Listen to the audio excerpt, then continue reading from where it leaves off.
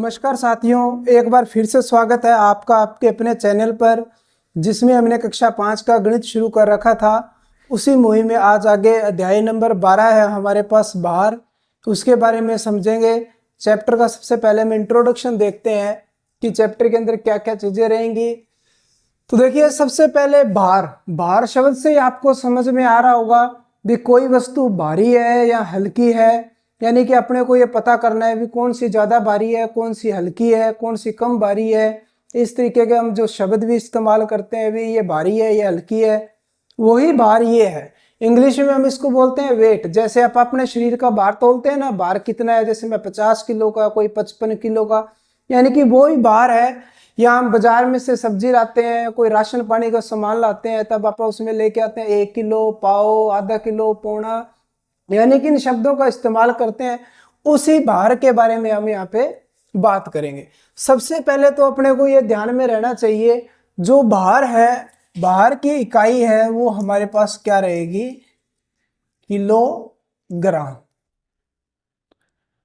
भाई किलोग्राम शब्द, और इंग्लिश में हम इसे क्या है? केजी। भाई किलोग्राम का जो शॉर्टकट नाम होगा वो क्या होगा? केजी होगा। अब एक तो ये बात ध्यान रखनी है, किलोग्राम को कई जगह क्या है, की और ग्रा ऐसे लिखा हुआ होगा। तो अपने को ये समझना है कि इसका मतलब है किलोग्राम। और दूसरा हमारे पास क्या है? ग्राम। अब ग्राम के लिए क्या है? इस तरीके से ग्रा लिखा हुआ हो सकता है। अपने को ग्राम के लिए जी का भी इस्तेमाल कर सकते हैं। जी मीन्स यानी कि ग्राम, किग्रा मतलब किलोग्राम, केजी का मतलब भी किलोग्राम। अब सबसे पहले जो बात है अपने पास किलोग्राम और ग्राम, ये ग्राम, भाई इन दो ही चीजें हैं, अपने को इनका ध्यान रखना है। सबसे पहले तो ये ध्यान रखेंगे भी 1 किलोग्राम में हमारे पास क्या होते हैं? 1000 ग्राम होते हैं। भाई 1 किलोग्राम में 1000 ग्राम होते हैं। जो ठोस वस्तुएं होती है हमारे पास, या कोई अलमारी है, यानी कि तरल चीज नहीं, तरल को छोड़कर अगर आपका कोई और चीजें होती है, उनको भार क्या है, हम केजी में करते हैं। जैसे तरल में हम क्या, दूध भी लेके आते हैं, असल में आपा तो बोल देते हैं भी 1 किलो दूध दे दो। वो 1 किलो दूध नहीं दे रहा होता है, वो क्या होता है, 1 लीटर हमें दूध देता है। तो भाई जो लिक्विड होती है, जो तरल पदार्थ होते हैं, उनको लीटर में काउंट किया जाता है। जो ठोस प्रवृत्ति की चीजें होती है, उन्हें क्या है, किलोग्राम के अंदर तोला जाता है, यानी कि उनका भार चेक किया जाता है, उनका असल में भार कितना है, उस वस्तु का, खाली वस्तु का, या उसके अंदर कोई चीज डाल दे तब उसका भार कितना है, वो क्या है अपने पास ऐसे किलोग्राम में हम मापते हैं। अब अपने को ध्यान रखना है कि 1 किलोग्राम के अंदर 1000 ग्राम होते हैं। 1 किलोग्राम में 1000 ग्राम, एक तो ये बात याद रखनी है। उसके बाद अपने को कुछ क्या है, शब्द है, वो अपने को याद करने हैं। जैसे अब 1 किलोग्राम में तो क्या हो गया, 1000 ग्राम। अब जैसे मैं लिख दूं 500 ग्राम। अब 500 ग्राम का मतलब 1 का आधा, तो यानी कि इसको हम क्या है, 500 ग्राम को 1/2 केजी भी हम बोल सकते हैं, ये भी बोल सकते हैं, या हम हिंदी में इसको क्या बोल देंगे, आधा किलो, आधा किलोग्राम या आधा किलो बोलते हैं। तो अपने को ध्यान रखना है 500 ग्राम का मतलब होता है आधा किलो। दूसरा हम शब्द इस्तेमाल करते हैं किसका, पाव। अब पाव का मतलब होता है 250 ग्राम, यानी कि चौथा हिस्सा।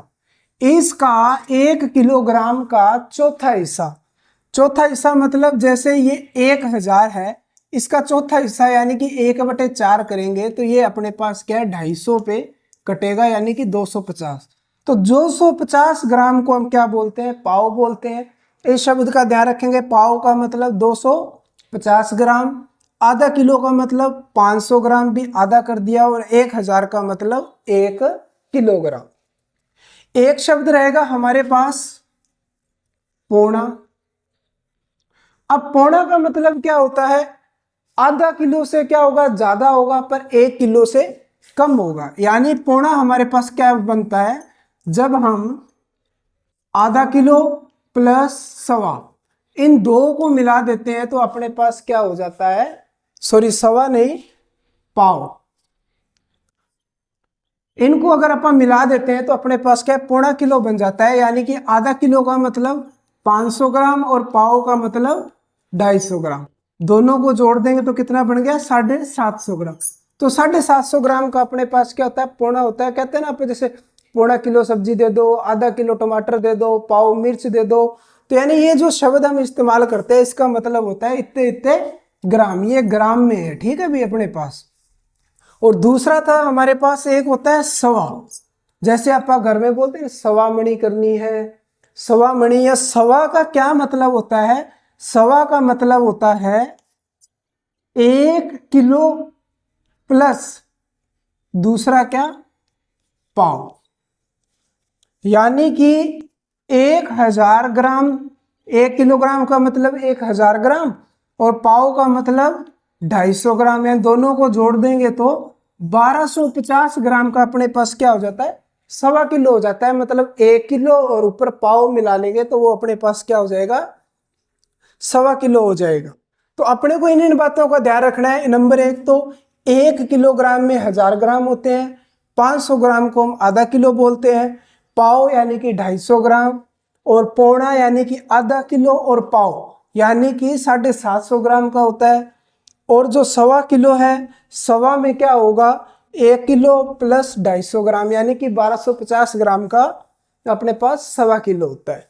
अब एक बात अपने को ये ध्यान में रखनी है भाई, दो ही चीजें अपने को इसमें करनी है भाई, किलोग्राम और एक ग्राम। भाई किलोग्राम में ग्राम कितने होते हैं, 1000 होते हैं। अगर हम किलो से ग्राम पे जाएंगे तो 1000 से क्या कर देंगे, गुणा कर देंगे। अगर हम ग्राम से किलोग्राम पे आएंगे तो 1000 से क्या कर देंगे, भाग कर देंगे। बस इतनी सी बात का ध्यान रखना है भाई, किलोग्राम से ग्राम में जाएंगे तो 1000 से क्या कर देंगे, गुणा कर देंगे। और ग्राम से अगर हम क्या करेंगे, केजी किलोग्राम पर आएंगे तो 1000 से भाग कर देंगे।